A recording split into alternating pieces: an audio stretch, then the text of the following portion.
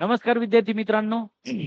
तमाम महाराष्ट्रातल्या खाकी वर्दीचं स्वप्न पाहणाऱ्या विद्यार्थ्यांसाठी आज सह्याद्री करिअर अकॅडमीच्या ऑनलाईन प्लॅटफॉर्मवरती नवीन टॉपिक घेऊन आलेलो आहे. सामान्य विज्ञान. सामान्य विज्ञान मधला खतरनाक टॉपिक जो आहे, आज जर जे तुम्ही टॉपिक करणार आहेत, हे तुम्हाला परीक्षेला याच्या बाहेर दुसरं काही करायची गरज लागणार नाही. सगळे क्वेश्चन या टॉपिक वर जर विचारले तर ह्याच टॉपिक मधून तुमचे याच लेक्चर मधून कव्हर होणार आहेत. ह्याच्या पलीकडे तुम्ही काहीच करू नका. तुम्हाला नोट्स पण इथं दिलेले आहेत आणि कन्सेप्ट जे आहेत ते व्यवस्थित समजून जा. परीक्षेला कोणत्या प्रकारचे प्रश्न आले होते, कोणते येऊ शकतात आणि हा किती महत्वाचा टॉपिक आहे हे तुम्हाला आज या लेक्चर मध्ये कळणार आहे. ओके. ज्या मुलांना सायन्स मध्ये सगळ्यात कमी मार्क पडतात, कारण का बऱ्याचशा मुलांचं आपलं पोलीस होण्याचं स्वप्न जे आहे ना, ते भंग होतं फक्त विज्ञानमुळे. कारण का खूप सारे मुलांना विज्ञान हा टॉपिक खूप अवघड जातो. त्यामुळे विज्ञान आपण आता युट्यूबच्या माध्यमातून सुद्धा तुम्हाला ॲव्हरेज टॉपिक जो आहे तुम्हाला युट्यूबच्या माध्यमातून घेण्यात सुरुवात करणार आहे.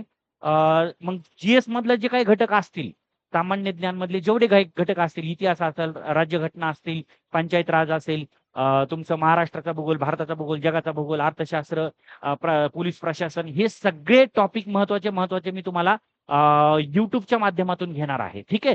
तर ज्या विद्यार्थ्यांना आता विज्ञान जे आहे थोडं हार्ड जाते, त्या विद्यार्थ्यांसाठी आपण महत्वाचा टॉपिक जो आहे तो आज घेणार आहे. महत्वाचा टॉपिक कोणता असणार आहे आज आपला? पचन संस्था, डायजेस्टिव्ह सिस्टीम. ठीक आहे. या परीक्षेला जर तुम्ही माग PYQ जर बघितले ना, तर डायजेस्टिव्ह सिस्टीम वरती खूप सारे प्रश्न तुम्हाला येताना दिसत आहेत. आणि इथून पुढच्या परीक्षेला 2026 जर तुम्ही टार्गेट केलेला असेल, तर 26च्या परीक्षेला अँगलने आपण काय परीक्षेला हे प्रश्न येऊ शकतात, त्या अँगलने आज टॉपिक जो आहे तो आपण सुरुवात करणार आहेत. ठीक आहे. आता नीट लक्षात राहू द्या. डायजेस्टिव्ह सिस्टीम हा टॉपिकचा अभ्यास करताना काय करायचे, रफली तुम्ही छोटी डायग्राम जी आहे ना ते काढण्याचा प्रयत्न करायचा, जेणेकरून तुम्हाला डायजेस्टिव्ह सिस्टीम मध्ये जे ऑर्गन आहेत, ज्या तुमचे अवयव आहेत, त्यांचा क्रम आपल्याला माहिती पाहिजे. आपण जेवण केल्याच्या नंतर घास नेमकं तोंडात टाकल्याच्या नंतर तो सकाळी बाहेर येईपर्यंत आतमध्ये नेमकं काय होतंय, ही ती प्रोसिजर आज आपल्याला बघायची आहे. ठीक आहे ना. चला वेळ न लावता आपण पहिलं टॉपिक आज चालू करणार आहे, पचन संस्था, म्हणजे आपण त्याला म्हणतो डायजेस्टिव्ह सिस्टीम. ठीक आहे. आता ह्या पचन संस्थेमध्ये नीट लक्षात घ्या, तुम्हाला क्रम वगैरे कसा विचारतात, पण अगोदर मी तुम्हाला सांगतो. इंटरनल ऑर्गन्स आहेत. इथं तुम्हाला तोंड आहे, तोंडामध्ये घास टाकल्याच्या नंतर 32 दाताच्या साह्याने आपण तो चावतो. आता नेमकं होतं काय लक्षात घ्या. जेव्हा तुम्ही तुमच्या समोर ताट आणलं जातं, ओके, जेव्हा तुमच्या समोर जेवणाचं ताट आणलं जातं, मग त्याच्यामध्ये वेगवेगळे पदार्थ असेल, सुकी भाजी असेल. आता आपण पोलीस भरतीची तयारी करणार, फत्तरफोड काही खावं लागेल आपल्याला. कोणत्या कोणत्या अकॅडमीमध्ये, घरी, मेसमध्ये कुठं कुठं काय काय भेटते नीट लक्षात राहू द्या. पहिला आयटम तुम्हाला चपाती भेटतोय. ओके, चपाती. त्याच्यानंतर तुम्हाला एक सुकी भाजी XYZ, बरोबर ना. त्याच्यानंतर तुम्हाला वरण आहे, त्याच्यानंतर तुम्हाला भात आहे, बरोबर. इथं तुम्हाला आंब्याचं, कैरीचं, चिंचे, ह्याचं मिरचीचं लोणचं, कुणी म्हणेन आमच्याकडे हे तुम्हाला तिन्ही लोणचं सांगितले. ठीक आहे ना. मुरंबा बी खा. चला. त्याच्यानंतर तुम्हाला सलाड, कांदा, त्याच्यानंतर काकडी, गाजर वगैरे. ठीक आहे ना. त्याच्यानंतर एक पाण्याचा ग्लास असेल, कुणाला मठ्ठा आवडत असेल, एक स्वीट आयटम असेल, डझंट मॅटर. जे काही प्लेटमध्ये आहे सगळे आयटम बघून पाण्यात सुटला असेल तोंडाला. तर हे सगळे आयटम आपण जेवायला बसलोत आणि हे समोर दिसले किंवा हे शब्द ऐकले, की आपल्याला जेवायला चालायचंय किंवा जेवायला आपल्याला जायचंय.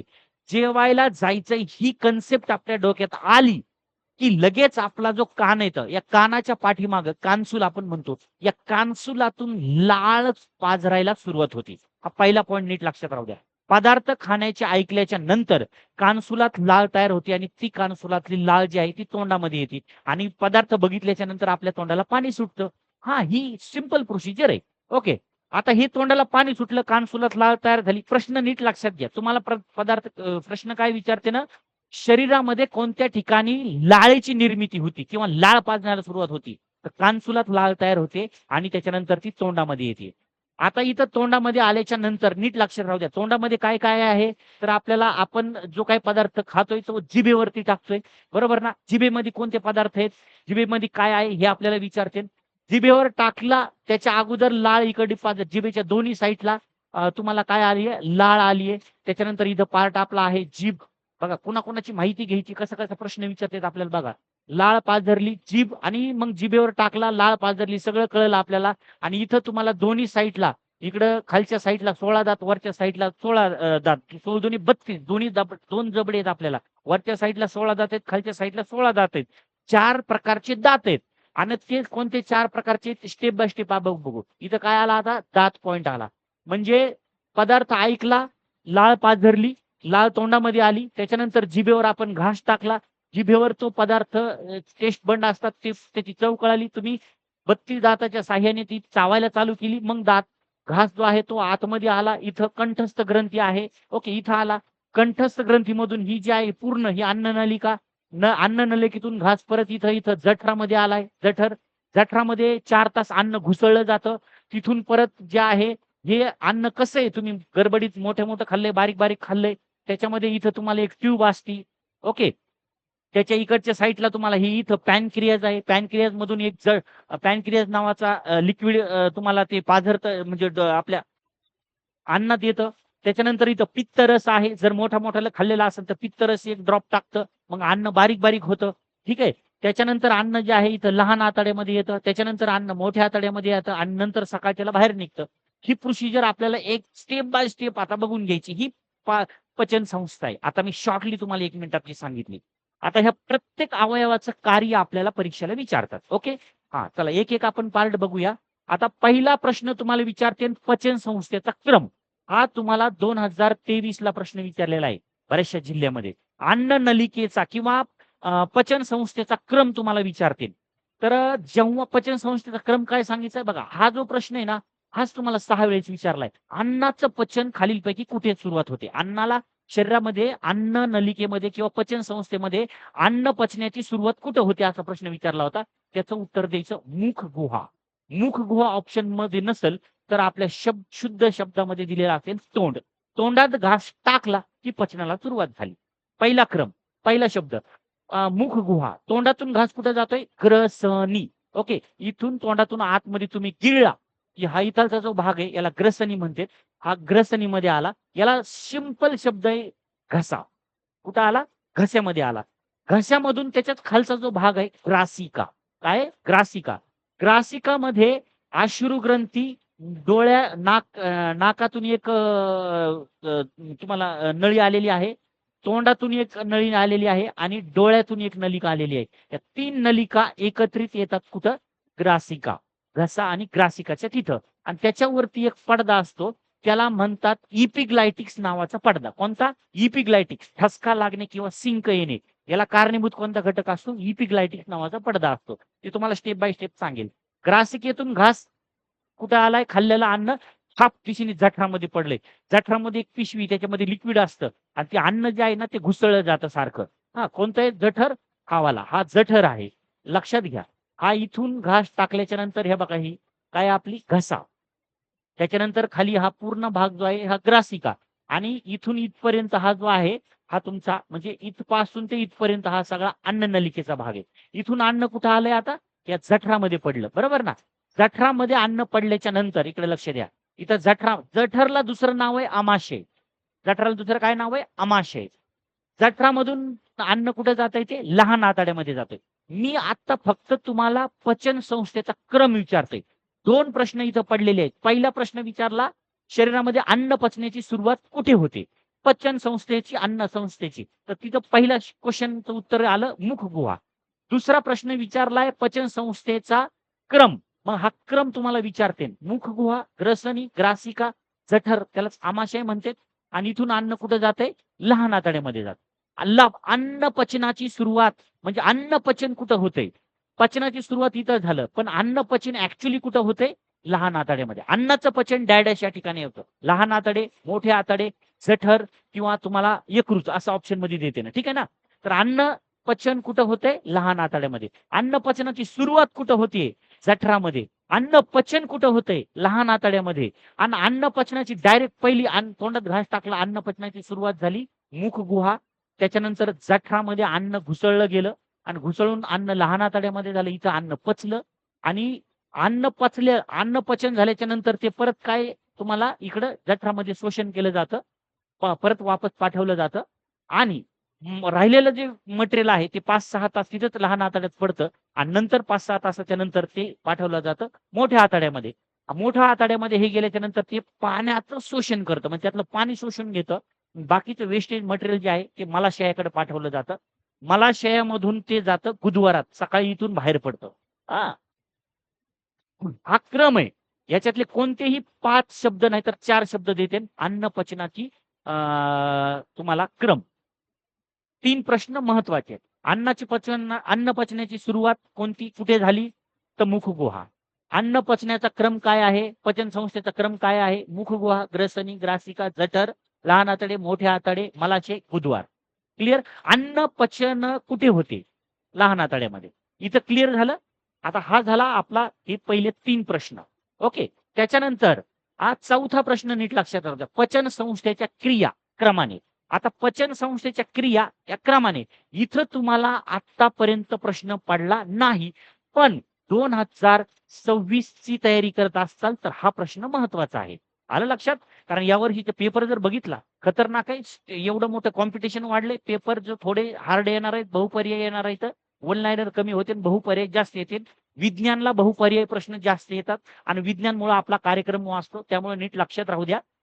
अन्न पचन संस्थेच्या क्रिया ज्या आहेत, पचन संस्थेच्या क्रिया तुम्हाला क्रमाने. अंतर्ग्रहण, आता हे शब्द तुम्ही ऐकल्याच्या नंतर गोंधळून जाऊ नका, पण एकदम सिंपल लक्षात घ्या. अंतग्रहण म्हणजे काय? अन्न आतमध्ये घेणे.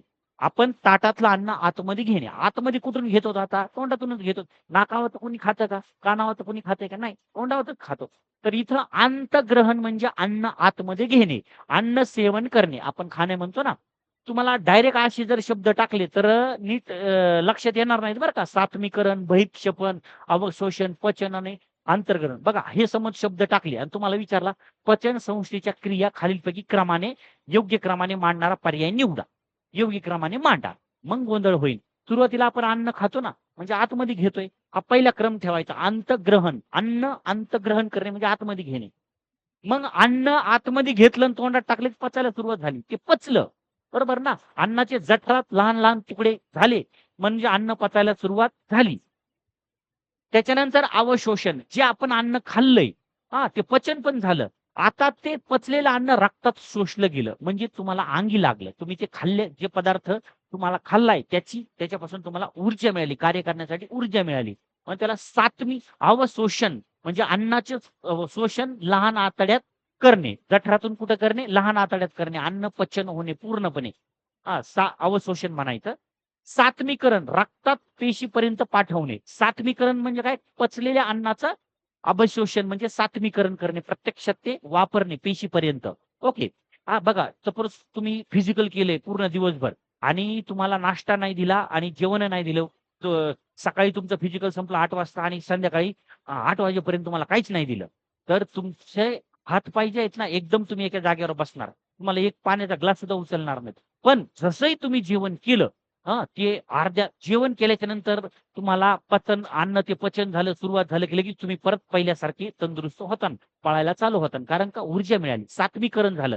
ते खाल्लेलं अन्न सगळं रक्तात शोषून ते पेशीपर्यंत गेलं तुमच्या. आपलं शरीर कशापासून बनलेलं आहे? पेशीपासून बनलेलं आहे. मग ते पेशीपर्यंत पाठवणे म्हणजे सात्मीकरण. आणि बहिर्क्षेपण म्हणजे ते आता खाल्लं अन्न खाल्लं, पचलं, आतमध्ये घेतलं, खाल्लं, पचलं, ते मिळालं पण आणि आता वेस्टेज मटेरियल राहिलेलं ते बाहेर टाकलं. म्हणजे त्याला म्हणायचं बहिर्क्षेपण. हा सगळ्यात आय-एम-पी पॉइंट आहे. हा प्रश्न तुम्हाला अजून पडला नव्हता, पण आता पडन. त्याचा क्रम विचारते. पचन संस्थेच्या क्रियेचा क्रम. अंतर्ग्रहण करणे, पचन होणे, अवशोषण, सात्मीकरण आणि त्याच्यानंतर बहिक्षेपण. क्लिअर? 3 आणि 1 4 प्रश्न तुम्हाला मिळाले. मी अजून टॉपिकही शिकवायला चालू केलं नाही. पण तुम्हाला पहिले 4 प्रश्न नीट व्यवस्थित सांगितले. ओके. चला आता नीट लक्षात राहू द्या. हे जे क्रम आहे अन्न नलिकेचा, एक पॉइंट जो आहे तो आपण बघायला चालू करूया. अन्न पचन संस्थेमध्ये पहिला घटक जो आहे तो कोणता आहे? अन्न नलिका. ओके. अन्न नलिका. अन्न नलिकेचे हे पार्ट जे आहेत हे सगळे हे आपण बघूया. याला म्हणायचं अन्न नलिका. तिघांना मिळून काय म्हणतात? अन्न नलिका. तोंडाला जोडलेली खाली सुरू झाला अन्न नलिका. सुरुवातच अन्न नलिकेपासून करायची. मग झाली, इकडे लक्ष द्या आता. हा जो इथालचा जो भाग आहे इथून ते इथपर्यंत जठरापर्यंत याला काय म्हणायचं? अन्न नलिका म्हणायचं. काय म्हणायचं? अन्न नलिका. आता नीट प्रोसिजर समजून घ्या. समोर ताट ठेवलंय. XYZ पदार्थ आहेत ताटामध्ये. आपण ते पदार्थ एक घास घेतला आणि तोंडात टाकला. तोंडात टाकल्याच्या नंतर तोंड वासलं, तोंडात टाकला की अन्न पचायला सुरुवात झाली. नीट लक्षात राहू द्या. अन्न पचनाची सुरुवात कुठे झालीये? तोंडामध्ये झाली, मुखगुहामध्ये झाली. ओके. आता इकडे लक्ष द्या. हे याच्यामध्ये काय-काय घटक असते तर तुम्हाला मी आता सांगितलं. तोंडात घास आपण टाकलाय. पदार्थ ऐकले याचा अर्थ आपल्या कानसुलामध्ये, कानामध्ये, कानसुलाच्या पाठीमागं लाळ तयार होते आणि ती पदार्थ ऐकल्याच्या क्षणी आपल्या तोंडात येते. एखाद्या वेळेस बघा ना तुम्ही चिंच जर खाल्ली तर अचानक आपल्याला इथं झटका बसतो. कारण का चिंचेमधलं ॲसिड आणि लाळेमधलं ॲसिड ह्यांची रासायनिक अभिक्रिया होती पटकन ना त्याच्यामुळे आपल्याला कर्क बसते. तर कानसुलातून लाळ आली ही आपली जीभ आहे. ओके. ह्या जिभेच्या दोन्ही साईडला लाळ पाझरली म्हणून आपण म्हणतो ना जेवायला एखादा पदार्थ ऐकले की तोंडाला पाणी सुटतं. पदार्थ ऐकले तोंडाला पाणी सुटलं आणि त्याच्यामध्ये आपल्याला काय मिळेल? लाळ. लाळेमध्ये कोणता घटक असतो? आपल्याला पहिला प्रश्न विचारतात. लाळेमध्ये कोणता घटक असतो? टायलिन. नीट लक्षात राहू द्या. काय म्हणायचं? टायलिन. याला अमायलेज असं म्हणतात. हा प्रश्न पहिला. अन्न नली म्हणजे लाळेमध्ये कोणता घटक असतो? तो असतो टायलिन म्हणजे त्याला म्हणायचं अमायलेज. हा अन्न पचण्यासाठी मदत करतो. याचं कार्य काय आहे? अन्न पचण्याला मदत. अन्न पचनास मदत. ओके. मदत. आता तुम्हाला दुसरा प्रश्न विचारते अन्न पचण्यास मदत खालीलपैकी कोणता घटक करतो किंवा कोण करतं? तर तुम्हाला ट्रिप्सिन, अमायलेज किंवा तुम्हाला दुसरे वेगवेगळे नावं देते ना, तर नीट लक्षात राहू द्या. टायलिन नाहीतर अमायलेज याला गोल करायचं. झाला इथपर्यंत. दुसरा पॉइंट. लाळेचा पीएच विचारतात आपल्याला. PH of saliva. लाळेचा पीएच. लाळेचा पीएच 2 प्रकारचा असतो. जेव्हा तुम्ही सकाळी उठता, सकाळी ज्यावेळेस उठता, तर त्यावेळेस लाळ कशी असते? तर लाळ असते ॲसिडिक. कशी असते? ॲसिडिक असते. म्हणजे आम्लधर्मी असते. आता हे कसं ठरवायचं? एक पीएच मापन श्रेणी आहे. या पीएच मापन श्रेणीमध्ये लाळेच्या तुम्हाला नंबरिंग दिलेली असते. म्हणजे इथं काय असतो? 0, इथं 7 आणि इथं 14. म्हणजे काउंटिंग किती असते? 0 ते 14 पर्यंत. बरोबर मधी आलात तर तिथं म्हणजे तिथं नंबर किती असतो? 7 आणि सुरुवात किती होती? 0 पासून. म्हणजे 0 ते 7 च्या अगोदर जर त्याची पीएच जर भरला, तर ती असते ॲसिडिक. कसली असते? ॲसिडिक म्हणजे आम्लधर्मी असते. क्लिअर? आणि जर कॉन्स्टंट 7 बसला, तर ती म्हणजे असते उदासीन. ती रीडिंग कसली असते? उदासीन असते. आणि 7 पेक्षा पुढे जर गेलात तुम्ही 14 कडं, तर ती असते आम्लारी धर्मी म्हणजे बेसिक स्वरूपाच्या. क्लिअर?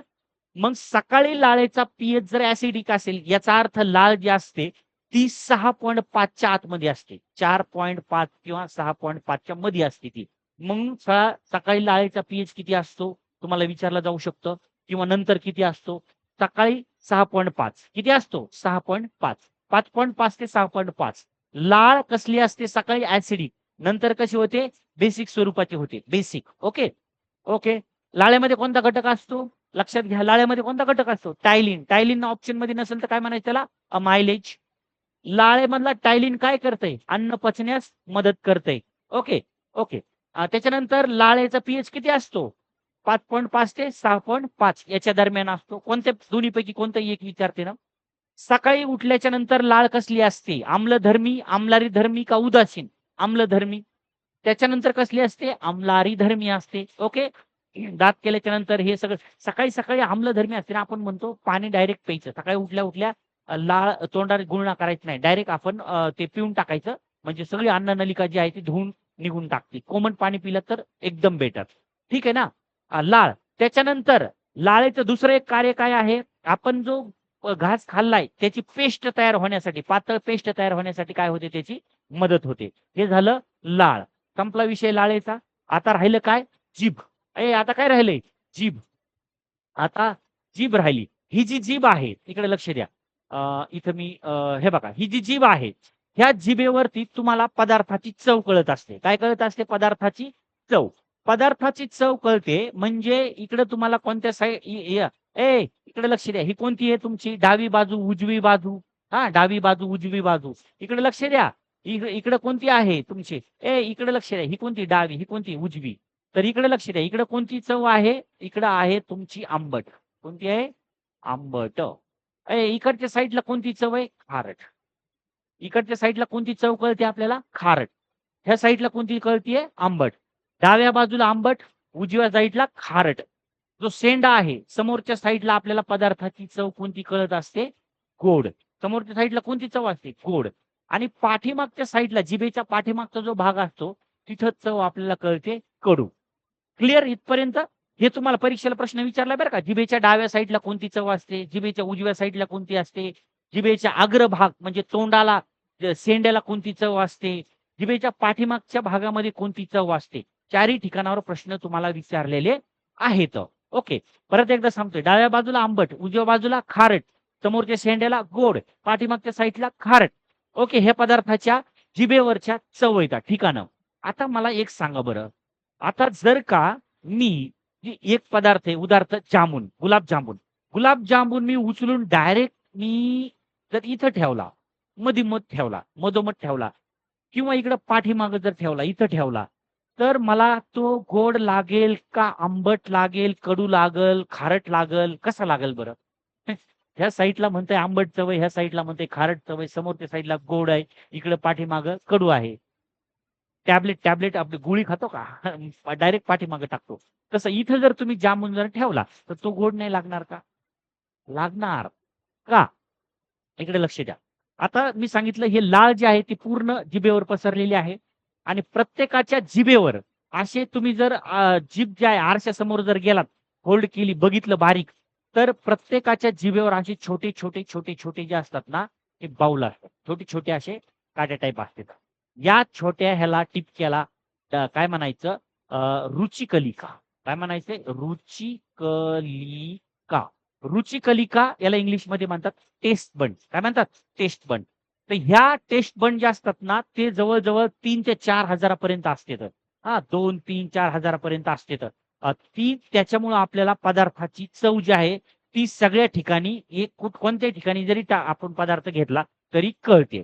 पण स्पेसिफिक तुम्हाला जिभेच्या कोणत्या साइडला कोणती चव असते असं विचारते. डाव्या साइडला तुम्हाला पदार्थाची चव जर विचारली तर आंबट, उजव्या साइडला खारट, पाठीमागच्या साइडला कडू, समोरच्या साइडला गोड. हे झालं जिभेचं कार्य. दुसरं काय आहे? अन्न घुसळणे, अन्न तुम्हाला मागं ढकलण्यासाठी अन्न जिभेचं अजून कार्य काय आहे? अन्न खाऊन पेस्ट म्हणजे बारीक चावलं दाताच्या साहाय्याने, ती अन्न पाठीमागं ढकलते आणि ती मग घास खाली येतो. हे झालं काय? तुम्हाला जिभेच्या संदर्भात. आता महत्वाचं काम कुणाचं आहे? दात. ओके. तुम्हाला मी सांगितलं 2 जबडे येतं. एक वरचा जबडा, खालचा जबडा. आपल्याला जबडे किती येतात? 2. परीक्षेला प्रश्न पण विचारले बरं का. प्रत्येक जबड्यामध्ये दात किती असतात? तर एक तर जबडे असते 2. पहिला जो वरचा जबडा आहे याच्यामध्ये दात असतात 16, खालच्या जबड्यामध्ये असतात 16. म्हणजे आपल्याला दात जे असतात, आता सध्याला तुमच्याकडे जे दात आहेत हे किती आहेत एकूण? 32 आहेत. किती येतं? 32 दात आहेत. एकूण किती येतं? 32 दात येतं. पण पुढं ऐका नीट मग काय म्हणतोय? जेव्हा छोटं बाळ जे असतं ना, छोटं बाळ, छोट्या बाळाला हळू-हळू 3-4 महिन्याच्या नंतर हळू एखादा दुसरा कुठेतरी छोटा-छोटा दात जे आहे 4-5 महिन्याच्या नंतर, 5-6 महिन्याच्या नंतर, कुणाला 1-1 वर्षभर दात येत नाहीत. 1 वर्षाच्या नंतर येतात. मुलींना लवकर दात यायला चालू होतं. मुलांना उशिरा दात येतात. मुलीमध्ये कोणत्याही पूर्ण फिजिकल बॉडीमध्ये हर एक गोष्टीमध्ये मॅच्युरिटी अगोदर येते, नंतर मुलांना येते. ओके. स्पीड त्यांचं जास्त असतं. तर लक्षात घ्या. तर हे जे दात आहेत, आता हा जो उदाहरणार्थ एक मिनिट हां. समोर हा आपला एक दात आहे उदाहरणार्थ. एक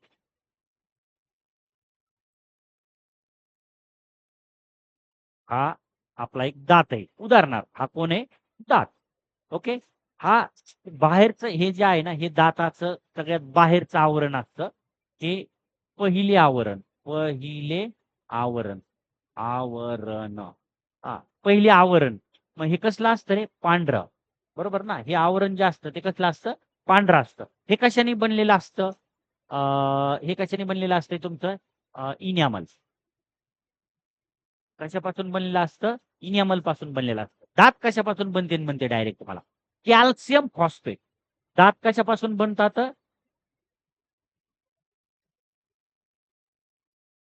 कॅल्शियम फॉस्फेट. दात कशापासून बनलेला असतो? Calcium phosphate. दाताचं पहिलं आवरण किंवा जो पांढरा पडदा असतो दाताचं पहिलं आवरण, हे कशापासून बनलेलं असतं? इन्यामल पासून बनलेलं असतं. आलं लक्षात? हा. दंतीन नावाच्या पेशी जालकापासून बनलेला असतो. दात तुमच्या शरीरातील, लक्षात राहू द्या, शरीरातील सर्वात कठीण सर्वात कठीण घटक कोणता आहे तुमच्या शरीरामध्ये? तर तो दात आहे. दातामध्ये कोणता घटक? दात कशापासून बनलाय? इनेमल पासून बनलाय. दात कशापासून बनलाय? Calcium phosphate. पहिलं आवरण, दाताचं पांढरं आवरण जे असतं ते कशापासून बनलेलं आहे? इनेमल पासून बनलेलं आहे. दात कशापासून? Calcium phosphate. दाताचा पहिलं आवरण, दात पांढरा पडदा जो असतो तो कशा असतो? इनेमलचा असतो. इनेमल कमी कमी झालं, दात पिवळे दिसायला चालू होतात. ओके. आणि दाताचा जो आजार असतो तो कोणता असतो? तर तो असतो फ्लोरेसिस. कोणता असतो? फ्लोरेसिस. लहान मुलांमध्ये दात किडणे वगैरे होतात बघा, चॉकलेट वगैरे लय खाल्ले तर त्याला म्हणतात फ्लोरेसिस. आणि क्लोरीनच्या कमतरतेमुळे पाणी प्यायचं जास्तीत जास्त, त्याच्यामुळे क्लोरीन त्यातून तुम्हाला भेटत असतं. ओके. आता नीट लक्षात राहू द्या, जबडे किती आहेत? 2. प्रत्येक जबड्यामध्ये दात किती येतं? 32. हे झाले. आता हे झाले किती? 32 दात. आता तुम्हाला मी सांगितलं लहान मुलांचं, लहान मुलांना एक एक एक एक छोटा छोटा दात आला तर नीट लक्षात राहू द्या, हे दाढा जे असतात ना आपल्या 12 असतात. आणि हे 32 म्हणजे जवळ-जवळ आपले हे जे 20 दात असतात ना 20, छोट्या मुलांना 2-3 वर्षापर्यंत हे किती दात असतात? फक्त 20च दात असतात. त्याला दाढ आलेलेच नसतात. नीट लक्षात राहतं. पुढच्या दातांनी त्याचा सगळा कार्यक्रम करते ते. आता मला सांगा, हे नवीन पडून नवीन येणाऱ्या दाताची संख्या किती असते? 20. हे सुरुवातीचे दात 20 आणि हे किती येतं? 32. म्हणजे याला काय म्हणतात माहितीये का? याला तुम्हाला नीट लक्षात राहू द्या आता. एक-एक गोष्ट नीट लक्षात समजून देतो तुम्हाला. इकडे लक्ष द्या. तुम्हाला जर विचारलं मानवी आयुष्यामध्ये एकूण किती दात येतात? एकूण दात किती येतात? 52. एकूण दात किती आहेत? 52. म्हणजे आता सध्याला दोन्ही जबड्यामधले किती येतं तुमचे? 32. ओके. आणि जे दुधाचे दात येतं, हे दुधाचे दात किती येतं? दुधाचे दात. याला तुम्ही दुधाचे दात म्हणू शकता. दुधाचे दात. आता थोडं जर बारीक जर बघितलं, तर ह्याच्यातले खरे जे असतात, खरे, समज हे 12 जे असतात ना, ह्या 12 दाढा असतात. हे 12 दाढा जे असतात याला आपण दुधाचे दात म्हणत नाहीत. तर किती येतं मग? दुधाचे दात किती येतं? 20. तुम्हाला परीक्षेला प्रश्न विचारला होता बरं का. मग दुधाचे दात एकूण किती असतात? 20. आणि नंतर त्याच्यामध्ये हळूहळू काय येतात? 12 दाढा येतात. दाढा आल्या की ह्याच्यातले दात हळू थोडे पडतात आणि परत नवीन येतात. म्हणजे हे 12 आणि म्हणजे हे 20 आणि हे 32 म्हणजे एकूण किती झाले? 52. मानवी आयुष्यात एकूण किती दात येतात? 52. त्याच्यातले 2 जबड्यामध्ये किती असतात? आता सध्याला 32 दात. दोन्ही 32. एखादा म्हणेल सर माझ्याकडं 31च आहे. तुझा पडलेला दात असेल एखादा. तो आलाच नसेल.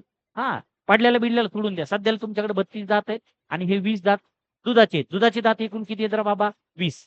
एकूण मानवी आयुष्यात किती दात येतात? 52. 2 जबड्यामध्ये सध्याला दात किती येतं? दोन्ही 32. दात कशापासून बनलेली? Calcium phosphate. दाताचा पहिलं आवरण जे आहे, पहिला पडदा जो असतो पांढरा शुभ्र, तो कशाचा असतो? दंतींचा. आलं लक्षात? म्हणजेच त्याला इन्यामल नाव लागतं राहू द्या. मग ह्या 32 दाताच्या साहाय्याने आपण घास चावला. बघा कानफुलात लाळ तयार झाली. जिभेवर आपण घास टाकला, जिभेमध्ये टायलिन होतं, अन्न पचनास सुरुवात झाली.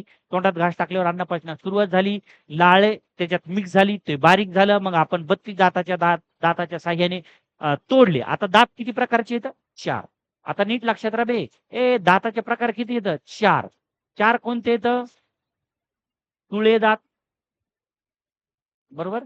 त्याच्यानंतर आहे पटासीचे दात. पटासीचे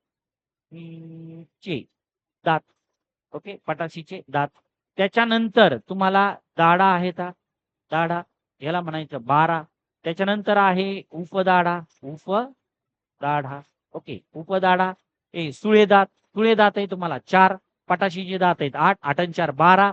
12 आणि 12 किती झाले? 24. 12 आणि 12 24. आणि त्याच्यानंतर 24 आणि त्याच्यानंतर 24, 25, 26, 27, 28, 29, 30, 31, 32 किती झाले? 7. 1 मिनिट किती झाले रे? किती झाले? 8. हे 8, 20, 20 आणि 8 28, 28 आणि 4 32. नीट लक्षात राहू द्या. तुळे दात किती आहेत? 4. पटाशी दात 8. दाढा किती आहेत? 12. उपदाढा किती आहेत? 8. ठीक आहे ना? इकडे लक्ष द्या. आता तुळे दात आहेत ना, सुळे दात. इकडे लक्ष द्या. हे बघा हे 2 कॉर्नरचे, हे 2 कॉर्नरचे 2 आणि 2 4. इकडचे 2, इकडचे 2. 4 आणि 4 8. हे नीट लक्षात होता. आता सुळे जर पकडले, हे 1 आणि 1 2 आणि 1 आणि 1 2 हे झाले 4. किती झाले? 4 झाले सुळे दात. पटाशीचे दात. इकडे लक्ष द्या. पटाशीचे दात आहेत 2 आणि 2 4. नीट लक्षात राहू द्या. इकडच्या समोरच्या साईडले 1 2 3 4 1 2 3 4. 4 आणि 4 8.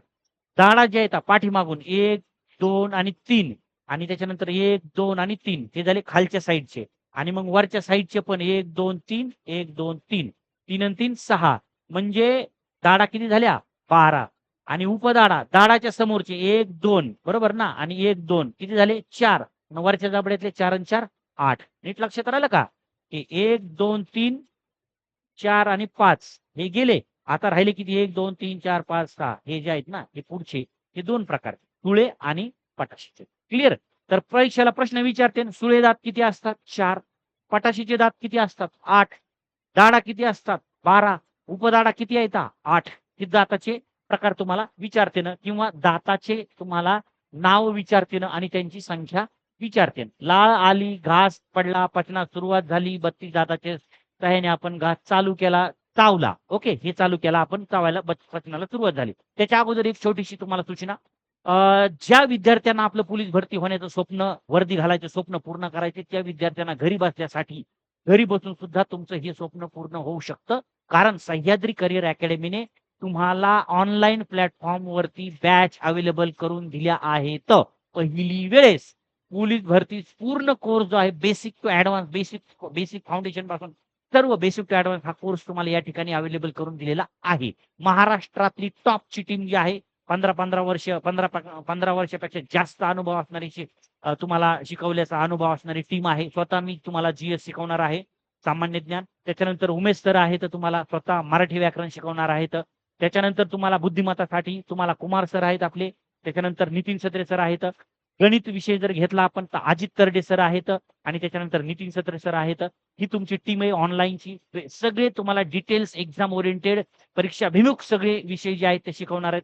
सगळ्यात महत्वाचं वैशिष्ट्य 2025 मध्ये ज्या परीक्षा झाल्या आता 36 जिल्ह्यामधल्या त्या सगळ्या तुमच्या परीक्षा चालक मालक सगळे SRPF BF सगळ्या परीक्षाचं मागच्या प्रश्नांचं तुम्हाला अनालिसिस करून सगळं समोर ठेवून सगळ्या गोष्टी तुम्हाला विथ पूर्ण डिटेल्स मध्ये तुम्हाला ह्या गोष्टी शिकवल्या जाणार आहेत. टार्गेट आपला आहे 90+ मार्क. 90+ मार्क पडले नाहीत तर तुमचा काही उपयोग नाही. तुम्हाला फिजिकलला तिकडे 45 आणि इकडं लेखीला 90 मार्क घेतले तरच तुम्ही 2026चं टार्गेट पूर्ण करू शकता तुमचं पोलीस होण्याचं. त्याच्यामुळे तुम्हाला लेखीवर लय मोठा भर द्यावा लागणार आहे आणि हे तुम्हाला पूर्ण तुमचं स्वप्न पूर्ण करण्यासाठी सह्याद्री अकॅडमी पूर्णपणे ताकदीने तुमच्या सोबत उतरलेली आहे. मेहनत जी आहे तुम्हाला मेहनत जी आहे ती तुम्हाला तयारी करायची आहे. बाकीची तयारी आम्ही स्वतः करून घेणार आहे. ठीक आहे. 15 जून पासून ही बॅच जी आहे ती तुम्हाला लाईव्ह प्लस रेकॉर्डेड बॅच असणार आहे. 15 जून पासून तुम्हाला लाईव्ह बॅच सुरू होणार आहे. उद्यापासून तुम्हाला बुद्धिमत्तेचं जे लेक्चर आहे हे उद्यापासूनच तुम्हाला लाईव्ह सुरू झालं आहे. जे विद्यार्थ्यांनी घेतलेली आहे त्यांच्यासाठी सांगतोय. उद्यापासून बुद्धिमत्तेचं लेक्चर जे आहे ते लाईव्ह होणार आहे. मी काही टॉपिक तुम्हाला लाईव्ह घेणार आहे, काही रेकॉर्डेड घेणार आहे. ठीक आहे ना, कारण का मला ऑफलाईनच्या पण मुलांच्या मुलींच्या दोन्ही बॅच घ्याव्या लागतात. ओके, तिकडं बाकीच्या पण आहे. त्याच्यामुळे तुम्हाला इकडं जे आहे काही लाईव्ह घेईन, काही रेकॉर्डेड घेईल. ठीक आहे. बाकीच्या जे आहेत तुम्हाला 15 जून पासून बाकी लाईव्ह चालू होते. बाकीचे रेकॉर्डेड जे आहेत ते तुम्हाला चालू झालेले आहेत. बॅच सुरू झाली आहे. बॅच डाउनलोड करा. मोबाईल मध्ये जा, प्ले स्टोर वरती घुसा. प्ले स्टोर वरती जायचंय, Sahyadri career academy Baramati application download करा. मोबाईल नंबर व्यवस्थित टाका, नाव व्यवस्थित भरा. म्हणजे कधी उद्या काही झालं ना, मोबाईल नंबर लक्षात ठेवत जा बे. काही प्रॉब्लेम आला ना तर ते अनइन्स्टॉल झालं ऍप, परत इन्स्टॉल करून परत प्रॉब्लेम येईल. त्यामुळे मोबाईल नंबर नीट रजिस्ट्रेशन करा, स्वतःचं नाव व्यवस्थित त्याच्यामध्ये टाका. त्याच्यामध्ये बॅच तुम्हाला दिसेल लाईव्ह प्लस रेकॉर्डेड बॅच आणि ती घ्यायची. फीस फक्त 999 मध्ये बाबा आणि अनलिमिटेड आहे. तुम्ही म्हणते काही जण म्हणे की सर फीस खूप जास्तच आहे. अगं बाई अनलिमिटेड आहे ग, अनलिमिटेड. किती वेळेस तुम्ही व्हिडिओ बघा, वर्षभर कितीही वेळेस बघा, अनलिमिटेड आहे. ठीक आहे ना. त्याच्यामुळे आणि तुम्हाला सगळ्या प्रिंटेड नोट्स आहे. ए बाबू लक्षात येत आहे का? बाकी नुसती फक्त व्हिडिओच नाही बघायचे. त्यामुळे इथं डिटेल्स आहेत आणि एक्झाम ओरिएंटेड आहेत आणि 90+ तुम्हाला मार्क पडणार आहेत जर बॅच व्यवस्थित केली तर. प्रत्येक लेक्चर शेवटपर्यंत व्यवस्थित बघायचं, समजून घ्यायचं, नोट्स वाचायच्या, ठोकळा वाचायचा आपला, त्याच्या पलीकडे काही करायचं नाही. डन डना डन. ओके, चलो बाय. चला घ्या पुढचा आपला. काय आहे? घशामध्ये आला आपला घास. कुठं आलाय? आता बारीक चावला वगैरे झाला आणि घास खाली उतरलाय, आता घशामध्ये आलाय. घसा, घसा आकार त्याचा नरसाळ्यासारखा असतो बरं का. परीक्षेला विचारते ना, घशाचा आकार कसा असतो? नरसाळ्यासारखा. म्हणजे बघा इथून तुम्हाला चावला. आता इकडं ना हे इथून तुम्हाला इकडं आला बाबा घास. ह्या इथं आला, ह्या बघा इथं. कुठं आलाय? ह्या इथं. इथं छोटासा भाग आहे तो ओपन झाला. घशामध्ये घास आलाय. ओके. घशाच्या खाली तुम्हाला ट्रेकिया पण असतं बरं का. गडबडीत पाणी प्यायचं नाही. ट्रेकियामधून पाणी जर घुसलं बाहेर तर प्रॉब्लेम होतोय. नीट लक्षात राहू द्या. गडबडीत पाणी प्यायचं नाही. फिजिकल करता करता धाप लागलीये, पाणी प्यायचं नाही. खाली बसायचं शांत, छोटासा एक घोट घ्यायचा, हळू पाणी प्यायचं. फिजिकल झालं की लगेच लगेच पाणी प्यायचं नाही. बॉडी गरम असते, हार्टबीट जास्त असतात. ट्रेक्यामध्ये घुसतं पाणी, मग ट्रेक्यामध्ये गेलं की खूप म्हणजे कधी कधी मरतंय पण. लक्षात घ्या. छोट्या सिली मिस्टेकमुळे काहीतरी उद्योग वाढू नका. सायन्सचे लेक्चर नीट ऐका, शरीर विज्ञान शास्त्राचे. कारण शरीर विज्ञान शास्त्राचा अभ्यास व्यवस्थित झाला की मग तुम्हाला फिजिकलमध्ये प्रॉब्लेम येणार नाही बाबू. नाहीतर गडबडीत काहीतरी तिसरे उद्योग करताना ट्रेकियामध्ये पाणी घुसून द्यायचं नाही. ट्रेकियामध्ये कधी घुसतं? जेव्हा तुम्ही धाप लागलेली असते आणि गडबडमध्ये पाणी पितात, तेव्हा अजिबात गडबडीत. म्हणून फिजिकलचे मास्टर सांगतात तुम्हाला खाली बसून पाणी प्या, पण थोडंच पाणी प्या. फिजिकल झाल्याच्या नंतर थोडं 10-15 मिनिटाच्या नंतर नॉर्मल झालं मग पाणी प्यायचं. ओके. घशामध्ये आलाय. घशाचा आकार, ग्रसनीचा घशाचा आकार कसा आहे? नरसाळ्यासारखा आकार असतो. त्याच्या खाली कोण आहे? ग्रासिका, ओसोफिगस त्याला म्हणायचं. ओसोफिगस मध्ये तुम्हाला नाकाचा श्वासोश्वास घेतो ना, ती नलिका आहे, ती इथं आलेली आहे. तोंडातून खाल्लं पिल्लं जे आहे ती नलिका इथं आलेली आहे. डोळ्यातून अश्रुग्रंथीची नलिका इथं आलेली आहे. या तीनही नलिका ज्या आहेत ना त्या इथं एकत्रित येतात. ग्रसनीमध्ये एकत्रित येतात. आणि मग श्वास, अश्रू आणि इकडे बघण्याचं, हल्ल्याचं हे सगळे एकत्रित येतात. कधी बी बघा, जेव्हा आपल्याला जेवताना ठसका लागतो, तेव्हा तोंडातून घास बाहेर येतो, नाकातून पण काही मटेरियल बाहेर येतं आणि डोळ्यातून पाणी बाहेर येतात. हे एकाच ठसका लागल्याच्या नंतर का होत असतं? कारण काही तिन्ही नलिका एकत्रित येतात. आणि जेवण केल्याच्या नंतर हा जो आपण खाल्लेला घास आहे तो इथं आल्याच्या नंतर त्याच्यातले काही कण जर का दुसऱ्या नलिकेच्या तोंडावर जर पडले, तर त्याच्या या ग्रसनीच्या नलिकेवर ग्रासीच्या एक पडदा असतो. त्याला म्हणतात इपिग्लायटिक्स. इपिग्लायटिक्स नावाचा काय असतो? पडदा. काय असतो? इपिग्लायटिक्स नावाचा पडदा. जेव्हा धुळीचे कण नाकातून तोंडातून आतमध्ये गेले, की अन्न नलिकेत खाली उतरायच्या अगोदरच इपिग्लायटिस पडदा अडवतो त्यांना आणि प्रेशरने बाहेर फेकतो. त्याचं रूपांतर सिंक मध्ये होतं. आपण आतमध्ये श्वास घेत असतो आणि तो बाहेरचा आतला बाहेर येतो. दोघांचं घर्षण होऊन त्याचं रूपांतर सिंक मध्ये होतं आणि त्याचा आवाज वेगवेगळ्या सिंकचा आवाज असतो. कोणाकोणाचा या सिंक असेल, या मोठा देतोय सिंक, साप दिशेने सगळं पुढचा कार्यक्रम सगळा भरून टाकते. तर सिंक कुणाच्या नाजूक असतात, कुणाच्या मोठ्या असतात. घर्षणावरून डिपेंड असतं. सिंक वर धुळीचे कण पडले की ते बाहेर फेकत असतं. आणि अन्न खाताना, जेवण करताना जेव्हा धुळीचे कण, ते अन्न नलिकेचे अन्नाचे कण जर दुसऱ्या पडद्यावर पडले तर ते बाहेर फेकतात. म्हणून आपल्याला ठसका येतो. ठसका आणि सिंक ला कारणीभूत घटक कोणता असतो? इपिग्लायटिक्स. हे कण आतमध्ये गेले आणि दुसऱ्या पडद्यावर पडले तर ते पडदा बाहेर फेकतं. अशी चाळणी आपल्या शरीरातली आहे. अन्न नलिकेच्या पुढच्या तोंडावर असतो इपिग्लायटिक्स. ओके. कुठं असतो? ग्रसनी. इथं तुम्हाला तिन्ही नलिका काय होतात? एकत्रित येतात. Okay, clear, done. त्याच्यानंतर आता जेवण केलेलं जे आहे तो आता इथून अन्न नलिकेतून अन्न जे आहे ते इकडे लक्ष द्या.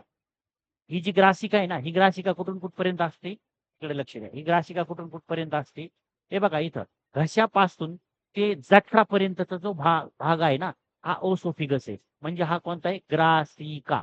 किती कोणता आहे? ग्रासिका. ठीक आहे ना. त्याच्यानंतर आहे, नीट लक्षात राहू द्या आता, त्याच्यानंतर काय? जठर. आता हे जे आहे ना, हे जठर आहे. याचा जर आकार जर आपण बघितला तर हा जे सारखा आहे, कॅपिटल जे सारखा. नीट लक्षात राहू द्या. जठराला पहिला शब्द आहे आमाशय.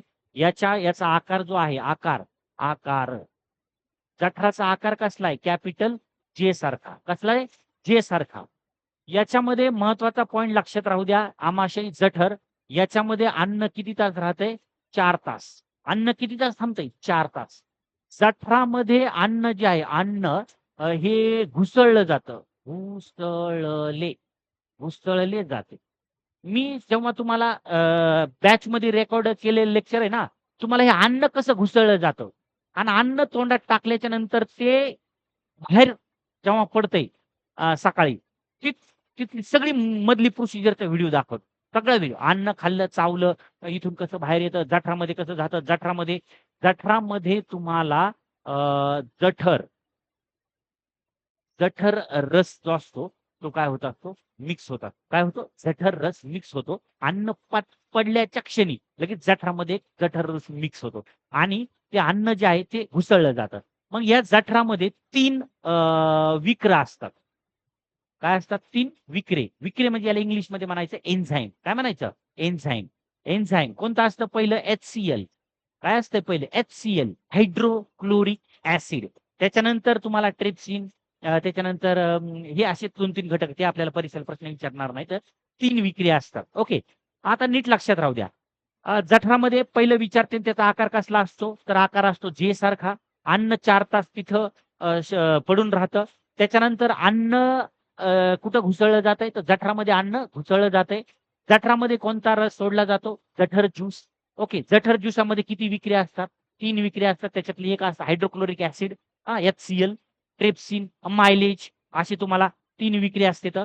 त्याच्यानंतर जठरातून जे अन्न आहे म्हणजे हे जठर आहे. जठरातून अन्न जे आहे ते ह्याच्या पलीकडच्या साईडने इथं आलंय लहान आतडे म्हणजे कोणतं आहे? हे आहे लहान आतडे. जठरामधून अन्न कुठे गेले? लहान आतड्यामधून. जठरातून तुम्हाला अन्न जठरामध्ये मिक्स होतंय. त्याच्यामध्ये 3 विक्रिया आता सांगितले. एक HCl हायड्रोक्लोरिक अन्न म्हणजे अन्न पचण्यासाठी मदत होते त्याची. पेप्सिन, पेप्सिन हे प्रोटीनचं रूपांतर पेप्टोनमध्ये करत असतं. प्रोटीनचे रूपांतर कशामध्ये करतं? पेप्टोन. ओके. त्याच्यानंतर दुसरं असते रेनिन. ओके. कोणतं असते? रेनिन. लहान मुलांमध्ये तुम्हाला जे दुधामध्ये केसिन असतं ना, दुधामध्ये कोणता घटक असतो परीक्षेला विचारते? केसिन. मग हे जे केसिन असतं, हे केसिनचं रूपांतर कशामध्ये करतं ते? पॅराकेसिनमध्ये करतं. ज्याच्यामुळे तुम्हाला त्रास होत नाही दूध प्यायल्याच्या नंतर.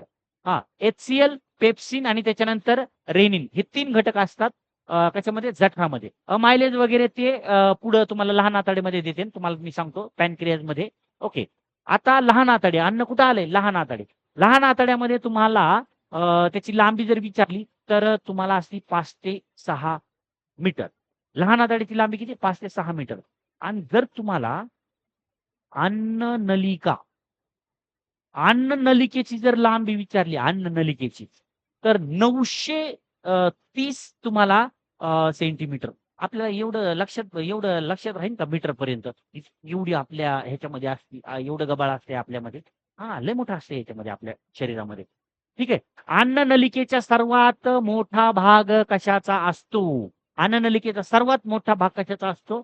लहान आतडे. अन्ननलिकेचा सर्वात मोठा भाग कोणता आहे? लहान आतडे. अन्नाचे पचन कुठे होते? नीट लक्षात राहू द्या. लहान आतड्यामध्ये. मगाशी सांगितलं. अन्नाचं पचन कुठं होतंय? लहान आतड्यामध्ये. अन्न पचण्याची सुरुवात कुठं होते? मुख, तोंड, मुखात. पचलेल्या अन्नाचे शोषण कुठं केलं जातं? लहान आतड्यातून जठरात. अन्न पचलं की परत ते कुठं पाठवलं जातं? जठरामध्ये. म्हणजे जठरातूनच अन्न आपल्याकडं लहान आतड्यात आलं आणि इथं तुम्हाला याचं अन्नाचं पूर्णपणे पचन झालं, की हे पचलेलं अन्न परत ते कुणाकडे पाठवतं? जठरामध्ये पाठवलं जातं. कुठं पाठवलं जातं? जठरामध्ये. नंतर लहान आतड्याचे सुद्धा 3 भाग पडते. ते आपल्याला परीक्षेला विचारणार नाहीयेत. इथं नीट लक्षात राहू द्या. लहान आतड्याची लांबी किती असते? 5 ते 6 मीटर. अन्ननलिकेचा सर्वात मोठा भाग कोणता आहे? लहान आतडे. अन्नाचे पचन कुठे होते? लहान आतड्यामध्ये होते आणि पचलेल्या अन्नाचं शोषण लहान आतडे कोणाकडे करते? कोण करते? जठर करते. हे झालं लहान आतडे. आता लहान आतडे आणि ह्यांच्यामध्ये इकडे लक्ष द्या रे. इकडे लक्ष द्या. हे बघा ह्यांच्यामध्ये इकडच्या साईडला इथं पॅनक्रियाज नावाची ट्यूब आहे. ओके. कुठे? पॅनक्रियाज नावाची ट्यूब आहे. त्याला आपण म्हणतो स्वादुपिंड. हो का. हे हे आपला जो असतो स्वादुपिंड असतो. आता स्वादुपिंडातून काय स्रवतंय? इन्सुलिन. काय स्रवतंय? इन्सुलिन. नीट लक्षात राहू द्या.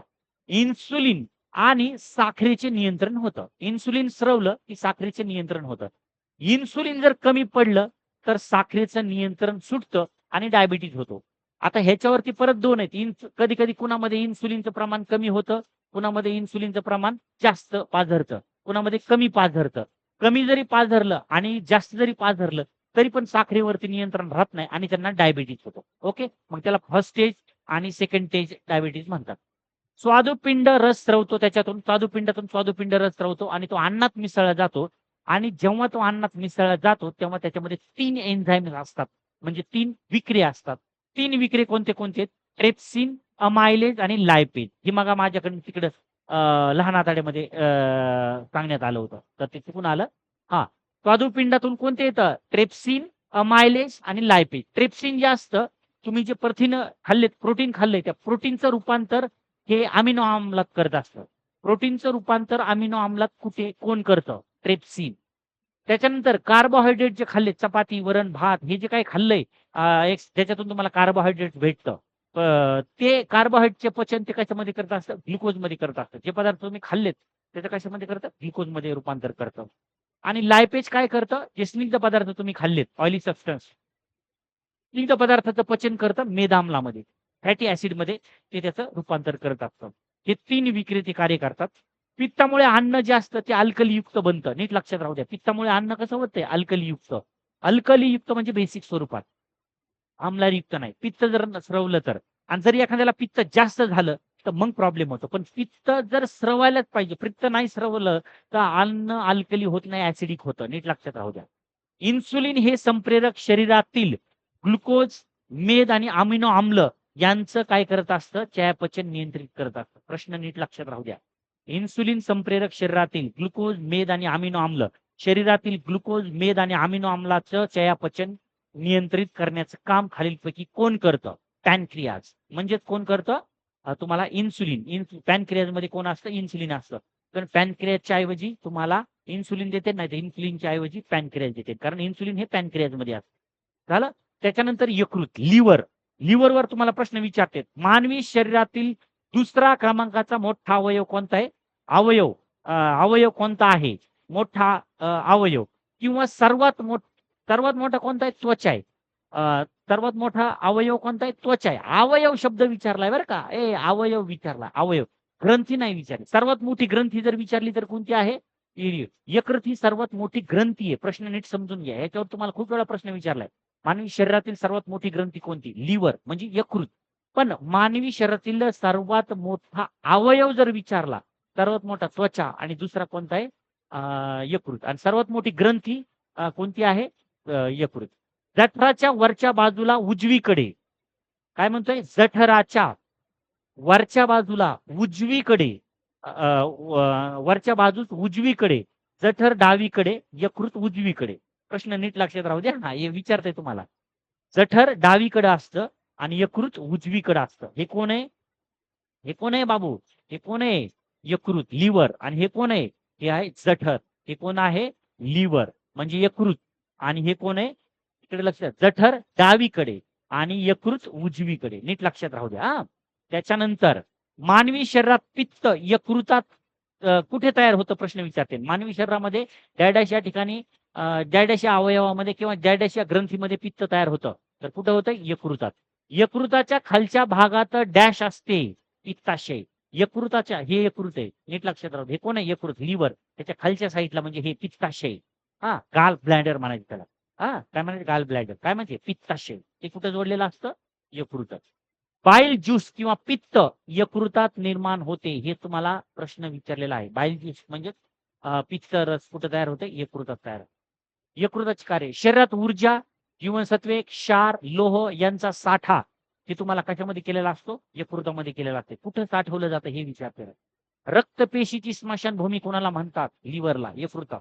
म्हणजे काही पेशी असतात ना रक्तात ना, डब्ल्यूबीसी, आरबीसी यातल्या काही पेशी असतात ते इथं नष्ट होतात. कोलेस्टेरॉल नियंत्रण ठेवणे, अमिनो आम्लाचे रूपांतर युरियात करणे कोणाचं काम आहे? यकृत. तुमच्या अमिनो ऍसिड, कोलेस्टेरॉल नियंत्रित करण्यात सुद्धा ते काम करते. नीट लक्षात राहू द्या. यकृत जीवनसत्वामध्ये काय असतं? यकृतामध्ये कोणतं जीवनसत्व असतं? अ आणि ड. म्हणतो आपण नॉन व्हेज खाताना का म्हणते? कलिजी. बाबू हे कलिजीमध्ये असतं अ आणि ड जीवनसत्व. यकृताशी संबंधित तुम्हाला आजार जर विचारले, लिव्हरच्या किंवा यकृताच्या संदर्भात आजार जर विचारले तर कावीळ आहे सगळ्यात मोठा. हेपेटायटिस, कावीळ. कुप्पर पेशीवर प्रश्न विचारला होता बरं का तुम्हाला. कुप्पर पेशी कुठं असतात? कुप्पर पेशी कुठं असतात? यकृतात. कुप्पर पेशी कुठं आढळतात? यकृतामध्ये. यांचं आयुष्य किती दिवसाचं असतं? 4 दिवसाचं. 4 दिवसाच्या नंतर परत त्या नव्याने निर्माण होतात. बाह्य सूक्ष्मजीवांना त्या खात असतात, जे शरीराच्या बाहेरून आतमध्ये आलेले सूक्ष्मजीव ते खात असतात. आकार त्याचा अमिबासारखा असतो आणि निर्मिती अस्थि मज्जासंस्थामध्ये होतं. आता इथं तुम्हाला 3 डायग्राम दिसतात यकृताच्या. 3 डायग्राम यकृताच्या दिलेल्या आहेत. हे हेल्दी यकृत आहे. ज्याला कुठलाही आजार नाहीये. हे खालचं जे आहे ते फॅटी तुम्हाला यकृत आहे, फॅटी. आणि यकृताचा जर असा आकार जर झाला, फॅटी होऊन परत असं जर ते पडलं कार्बनयुक्त, तर त्याला म्हणायचं यकृताचा कॅन्सर. काय म्हणायचं? यकृताचा कॅन्सर. नीट लक्षात राहू द्या. हे झालं यकृतावरती. मोठा आतडे. मोठ्या आतड्याची लांबी किती आहे? 1.5 मीटर. अन्न गेलं जठरामध्ये, पचलं पण अन्न जठरामध्ये गेलं आणि आता मोठ्या आतड्यामध्ये अन्न आलंय. लार्ज इंटेस्टाईन 5 मीटर, 1.5 मीटर त्याची लांबी असते. यामध्ये फक्त कशाचं शोषण होते? पाण्याचं. फक्त पाण्याचं शोषण होते. मोठ्या आतड्याच्या सुरुवातीच्या भागात डॅश ही ट्यूब जोडलेली असते, अपेंडिक्स. प्रत्येक जणाला अपेंडिक्स असतं. उद्भवतं काही लोकांना. कळलं? मोठ्या आतड्याचा, हा जो मोठ्या आतडे, त्या मोठ्या आतड्याच्या सुरुवातीच्या भागात, मोठ्या आतड्याच्या सुरुवातीच्या भागात, हे खालचा भाग आहे. तर लक्ष दे, ए बाबू हे कोण आहे? खालचा भाग आहे. सुरुवातीच्या भागामध्ये काय जोडलेले असते? अपेंडिक्स नावाची ट्यूब जोडलेली असते. हा प्रश्न विचारते. मोठ्या आतड्याच्या सुरुवातीच्या भागाला डॅश ही ट्यूब जोडलेली असते, अपेंडिक्स. क्लिअर? हा, ठीक आहे. मोठ्या आतड्यातून अन्न नाहीये, लहान आतड्यामध्ये अन्न शोषलं गेलं. मोठ्या आतड्यामध्ये बाकीचं मटेरियल, बाकीच्या मटेरियलातून अन्न म्हणजे जे घटक होतं त्यातलं पाणी निचळून काढलं आणि राहिलेला जो मलाशय आहे, मल, ते मलाशयामध्ये पाठवलं जातं आणि मलाशयातून ते गुदद्वाराद्वारे आणि उरलेलं सगळं वेस्टेज मटेरियल जे आहे विष्ठा, ते सकाळी बाहेर येतं. हे होती पचन संस्था. खाल्लेल्यापासून बाहेर येण्यापर्यंतची प्रोसिजर तुम्हाला मी व्यवस्थित समजून सांगितलेली आहे. परत एकदा काय सांगतोय मी एका सेकंदामध्ये, तर शेवटचा पॉइंट जो आहे, म्हणजे पहिला पॉइंट जो घेतला होता, परत एकदा शेवटचा पॉइंट सांगतोय, की अन्न पचण्याची सुरुवात मुखगुहा, ग्रसनी, ग्रासिका, जठर, लहान आतडे, मोठे आतडे, मलाशय आणि गुदद्वार. हे महत्वाचं आहे. आणि आणि आणि अंतग्रहण, पचन, अवशोषण, सात्मीकरण, बहिर्गम, पचन संस्थेतल्या क्रियाक्रमाने लावायच्यात. हे तुम्हाला परीक्षेला विचारलं जाऊ शकतं. इथं होता आपला हा पचन संस्था टॉपिक. इथं हा पचन संस्था संपलेला आहे. असाच नवीन नवीन घटक आपण भेटत राहूया युट्यूबच्या माध्यमातून. ठीक आहे. चला, व्हिडिओ जर आवडला लाईक करा, कमेंट करा, शेअर करा.